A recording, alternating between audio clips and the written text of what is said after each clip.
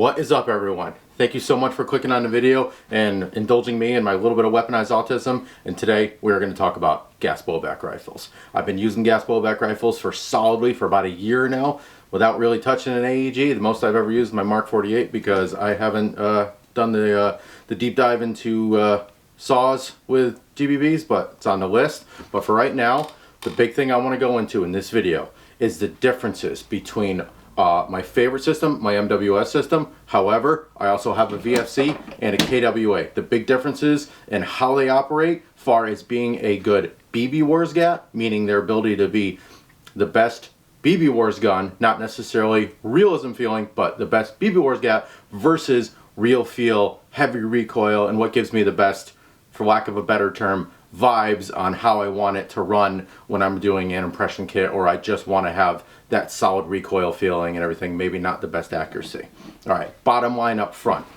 I appreciate it if you guys stick with me throughout this whole video because I want to go into detail on all of them. But so far, from what I've seen, as my ability to be a good airsofter or BB-Warser and have the best effective platform for throwing BBs accurately at the same FPS almost every shot, plus or minus roughly 10 FPS and everything, and tunability, ease of parts, is the TM MWS. I've been running this for a solid year now. This is the first gas blowback that I have. I've done a couple small things to it, the nozzle return spring, and I have an end pass into it. That's about the only modifications I've done. All the rest of it is stock TM stuff on it. Excuse me, I did the hop-up arm and a 4UAD hop-up bucking.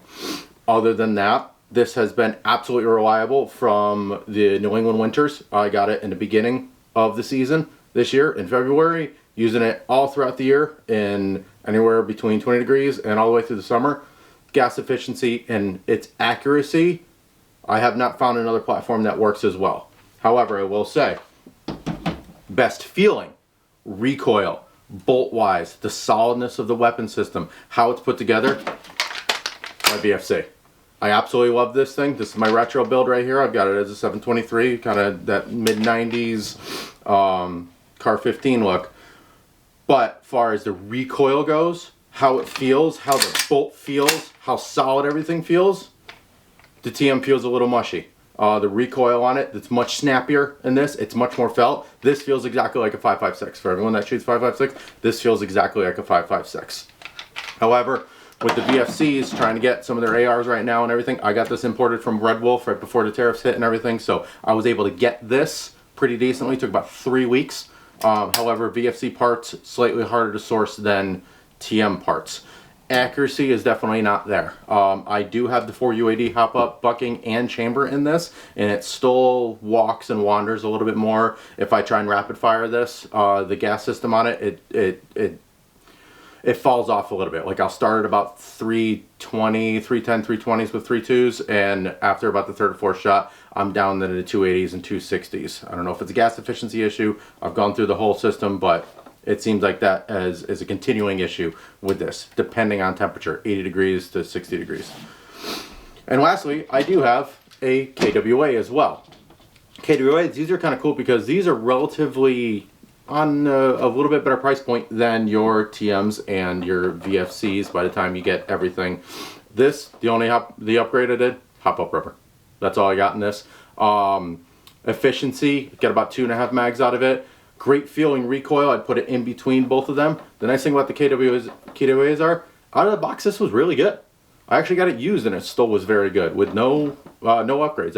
I really like those 4UAD hop-ups, or the quads, or however the hell you say it. I really like their hop-up buckings. But unique builds. KWA's build good. I love Aussie stuff. I love doing Aussie kits. So this is the only company that made the F88 and ever. I have found that accuracy, I put it on par with the VFC.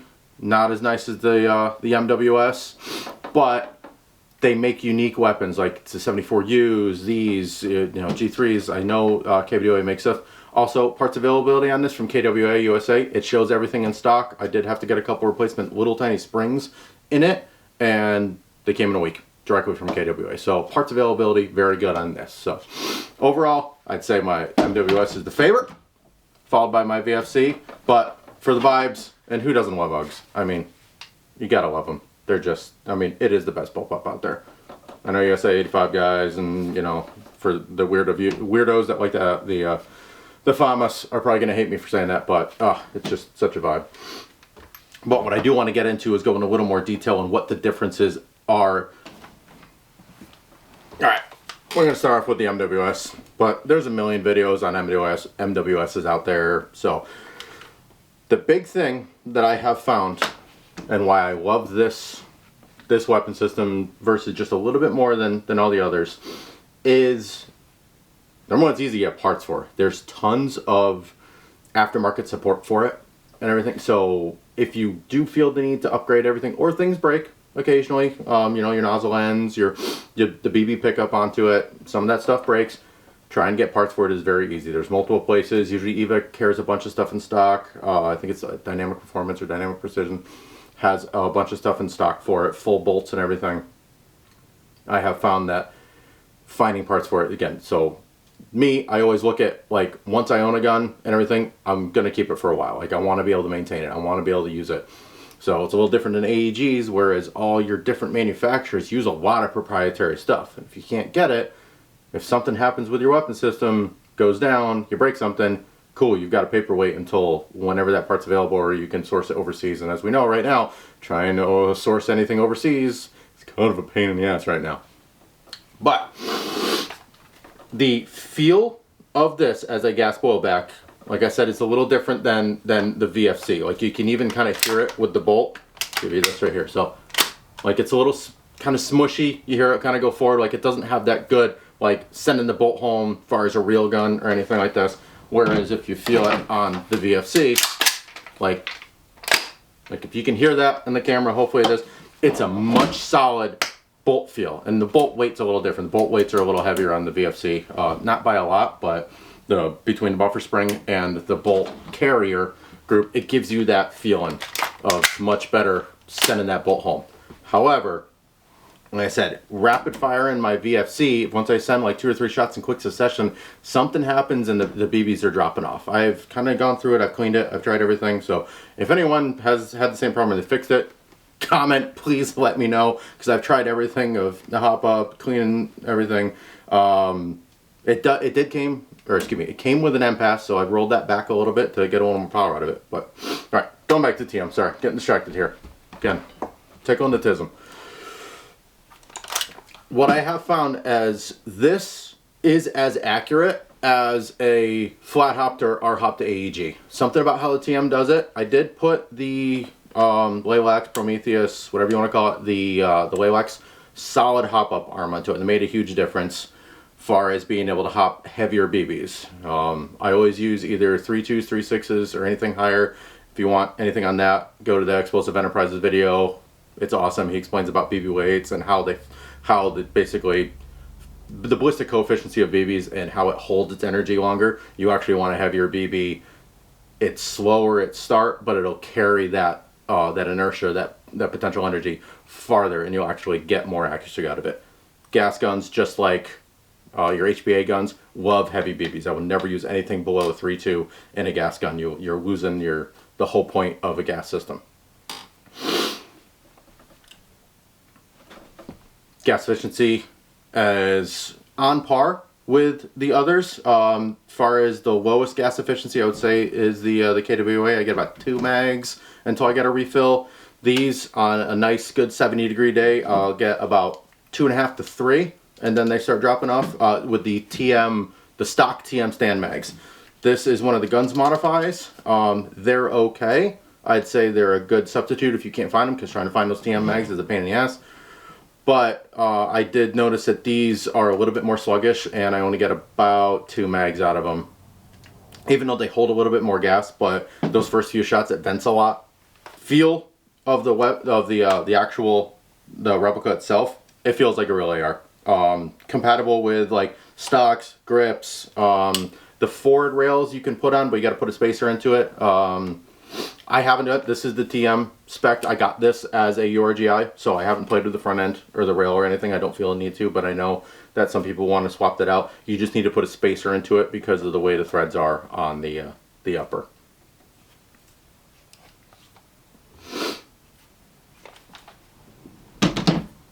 This is also an MWS. I just went with the SOP mod. This is more for my GWAT stuff because I'm obsessed with GWAT kits. More videos to come on GWAT kits.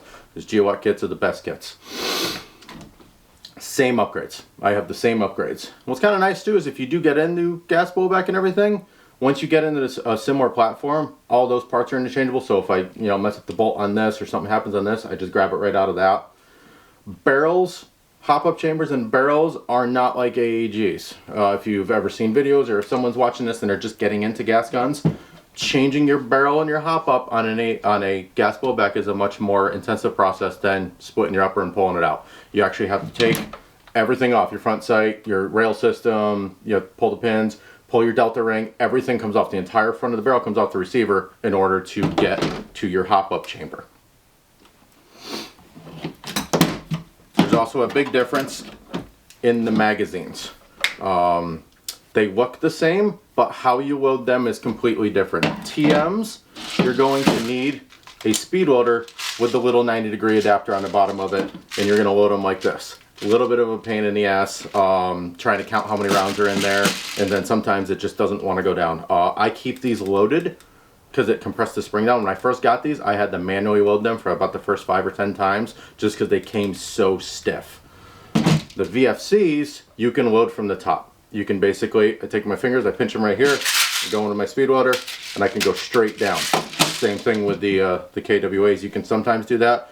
The KWAs, I have found, at least as far as their F88 ones, it is easier to do it with the 90, and it fits over it very well. This is a TM spec speed loader, and it works very well.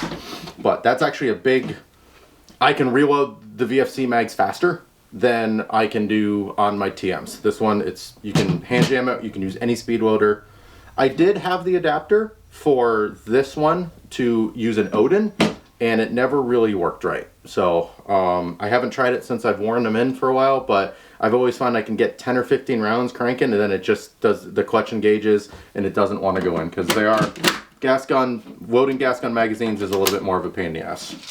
That being said, if you are getting new into gas guns or you're thinking about getting one, just anytime during the game, if you have 5 seconds and you use the magazine, just top it off. Hey, you're getting ready for an assault, you're just at staging, or you're just in a lull in a building getting ready to move, just whip out that magazine, grab it out of your gun pouch, top it off right there, throw it back in the stack, and you'll be good. That's how I found I'm able to keep up with guys with AEGs with a gas gun and not run black on ammo in the first 2 minutes, because it's BBRs. We throw a lot of ammo at once. Because I'm generally about 6+1, 7+1 on mags, so my combat load is about 210 rounds, 230 rounds, depending on which mags you're using. So that's what, 1 PTS mid cap for the AEG guys. So you are at a disadvantage. All right, going into the VFC. Kind of went over a little beginning, but I want to get more into the actual feel and the gas system of running the VFC versus that. It's much simpler on the inside as far as the trigger and the feeding mechanism than the MWS. This, if you split this apart, it actually looks just like a real AR trigger. It actually has a little hammer onto it that doesn't really do too much, but it's a standard style mid-spec trigger. Hopefully you can see that. You can see it come up right there. The trigger on this feels much better. It actually has a nice clean break. Do a little grand thumb right here, feel it, got a little take up, almost no take up, then it breaks. Whereas TM over here, you're gonna feel it. It's a little sluggish, it's got a little slop to it, and then like you can feel that take up right here. I got a little dead space, and then it clicks. And it doesn't have like that hammer throw or anything. So I will say, absolutely, the VFC trigger blows the TM out of it. At least the stock. I haven't tried an aftermarket TM trigger yet, because the gun works, I don't want to mess with it. So if it works, it works. The bolt carrier is much more predominantly looking like a real bolt carrier as far as how your your piston and everything sits in there. It's a little bit more accurate of a real bolt. And again, this bolt is heavier than the stock TM. So, real feel, I have not run another weapon that feels as good as the VFC. Magazine durability is pretty good. These are a little bit easier to service because of this top cap right here. So if something happens where you break a feed whip, the TMs, you have to actually like punch a couple pins out and remove this plate out of it and slide the whole mag out and everything. Just a little bit more intensive. I always keep a couple spare magazine toppers right here with me in a little kit in the field, just in case I need to service it or I don't want to go down a mag during a break or a lunch break or something like that. If it's not like a Milsim West or just a regular open play game. These have the little cap. Pull these two screws off, that comes out, compress the spring down, and you can replace that. So it's a little bit, mags are a little bit more serviceable. Haven't run into too many issues with them leaking or anything. Works good, lasts a long time. But the hop up on the VFC stock was a little weird on this. Not necessarily weird. I couldn't get it to hop 3.2 stock. Like it threw a little backspin on it, but it wasn't getting that nice good climb or flat hop trajectory, depending on what you do. If you like over hop or flat hop trajectory, I could barely get it to get flat hop trajectory onto it. And another thing that's just kind of I saw it as maybe a good / bad thing, but this delta ring on the VFC was the stiffest thing I've ever seen.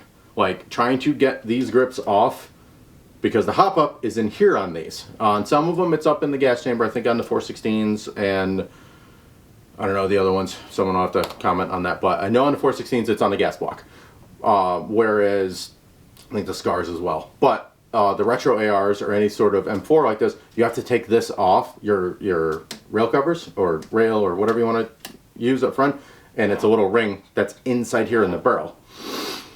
I got the 4UAD one, which actually it's a little weird. You go inside of the chamber in here with a little pick or an Allen tool, and you almost spin the star chamber, and that adds or subtracts hop from it. I found that is much more user friendly than trying to get these off. Because again, this delta ring it's the stiffest.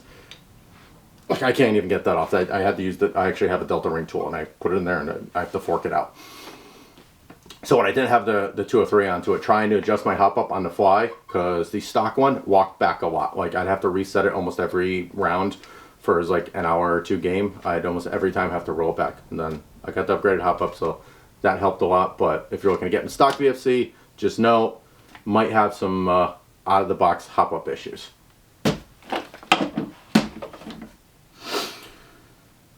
KWA, I know this really kind of doesn't compare too much because it's a completely different weapon system idea and everything, but it uses a similar gas system to the KWAs. I did get to play once with a KWA M4 variant, and it felt just like my F88. The recoil feeling on it, it's very similar to like a VFC like that, with the weight of the bolt. When you're firing it, especially with the bullpup, you feel it cycling right there. It's got a good amount of recoil to it, much more than a TM. It's good. It's an UG, so the trigger on it is absolute dog, but it's a bullpup. Triggers are going to be bad, so it's got a little slop to the trigger there, but that's just because there's about 3 links back to there. But I do like the stock performance of this. Again, all I have on this is the hop up rubber. The 2 springs that I replaced were the springs on the actual bolt. It tops off for the bolt. They were just worn out because I got this used. But that's the only maintenance I've had to do to that. I haven't replaced or put any other performance parts in this, and I thoroughly enjoy running it. The MWS will outrange it and consistency of shots. However, this one doesn't have the weird drop off that the VFC did, as well as stock hop up problems that this did. This is still stock. The hop up is you actually have to split the gun to get to it, but the hop up on this, once you set it, remains pretty constant. So overall, that's kind of the big of like down and dirty, real short differences between your TM MWS system, your VFC gas blowback. I believe this is the version 3, the latest one. I just got this, I want to say a few months ago. I got this, and then your KWA throw it in there, but same gas system and everything. Hope you guys enjoyed it. If you do have any questions on it, just throw it in the comments. I'll monitor it and everything, or I'll just make you another video or something like that, because I have been running gas blowbacks for a while. I don't know about you guys. I don't even, every time I shoot an AG now, it's kind of like, wee. It's like, I don't even like it anymore. Something about running gas blowbacks, the way I like to do it is trying to play Halo and Legendary, you know, playing it in hard mode, but it has brought back a bunch of life into BB Wars for me. I don't know if it, hopefully if anyone's watching this and has GBBRs and everything like that, it's giving you the same amount of fun that I have with them, and just bringing in that realism, that milsim aspect that we all love to playing, versus just, you know, going out there with about 10,000 rounds in your kit and just laying BBs down all day. You really have to think about it. You have to use your sights. You have to keep track of all your ammo. It's a lot of fun. So if you're watching this and you're thinking about getting into GBBRs, just do it. It's so much fun. If I was, I would do the same thing I did personally. Spend the money, get an MWS first if you're thinking about it. If not, the KWA is pretty nice too. But by the time you do KWA mags and everything, you're about the price of the TM base. I think these are going for about 700 now. I've seen the KWAs for like 400 to 500. eBay does have a decent amount of these used, as well as hop up. I've seen quite a few used. Usually guys are trying to get about 500-600 for them, but it's a vibe. It's so much fun. I love them. I hope you guys watching this love them too. But it just brings a completely different aspect to your play, to even open games or something like that. If you're not playing, you know, your Milsim West, your AMSs, your higher end Milsim games, even just for open games, it's just an absolute amount of fun and just a vibe. Where everyone else is, you're just hearing the wait, and you're out there and you're hearing gas blowbacks, you're hearing the loudness of it, you're hearing these actual, like, not just electronic sounds when you're trying to fire a weapon system. So, thanks for watching. Do appreciate you guys. Have fun. Hopefully I'll see you out in the field.